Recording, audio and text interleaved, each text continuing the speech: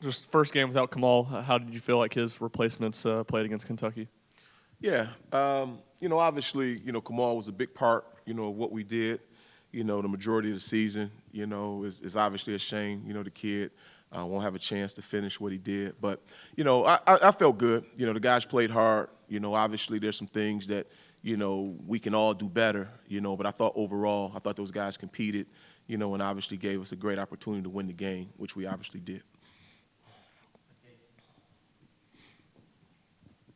Kentucky was able to run up their passing yards a little bit more than other teams have been against you guys this season. Is there any adjustments you're looking to make sure UConn isn't able to do the same thing in the air this Saturday?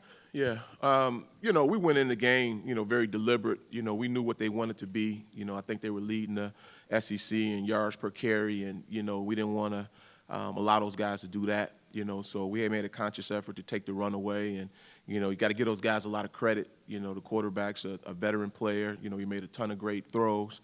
But obviously, every game is different, from our perspective. We try to identify, what their strengths are, and we try to minimize it. So whatever the game plan needs to be to win the game is always what the game plan is. And we felt like we needed to take away the run, and we felt like we did a great job that way. Coach, from the pass rushing standpoint up front, I know there's been a lot of talk about kind of what offenses are doing and some frustration there. What's kind of the counter for your defensive line to get, continue to get home with the quarterback?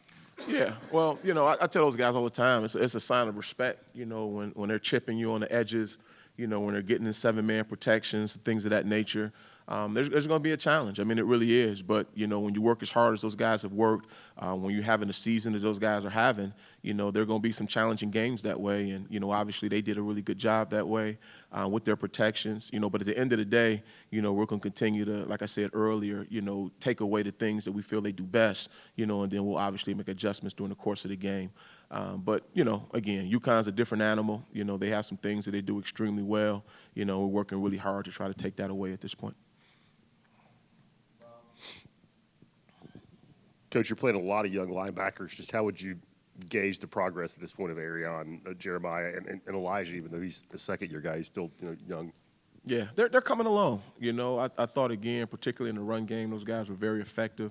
Obviously, in some passing situations, I know there's some room to improve, but no different than most of the guys on the defense. We had a conscious effort to make sure that we stopped the run, and, I thought we did that, and the young linebackers were a big part of it. In general this season, what's been so effective in defending against the run? Yeah, stopping the run is a mentality. It's physicality. It's obviously, guys fitting their gaps, and, everybody has to play their part. Whether you're loading the box and asking the corners and the safeties to play man on the edges, whether you're slanting and moving the front. It's just a mentality. We feel like, it's a lot of things that can happen when you have to throw the ball, whether it's a sack, whether it's incomplete, whether, you pick it off. But if they're running the ball, and we can't stop the run, that's always a formula for disaster. So typically when we've been good against the run, we've come out on top, and that's just something that we believe in.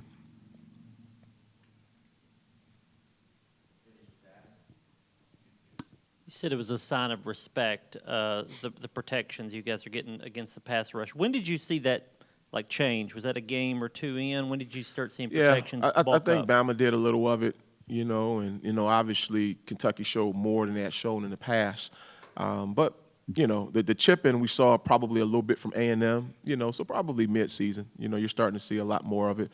The seven-man protections is probably a little bit different, Kentucky did a little bit more than, what they have shown on tape. But at the end of the day, obviously we have to be able to adjust and, make adjustments as a coaching staff and obviously the players on the field. But that's just how it is. If you're able to affect the quarterback, what you're for, those guys aren't dumb. They're going to do what they need to do as well to be able to protect their edges. And, your hats off to Kentucky. I thought they did a good job that way.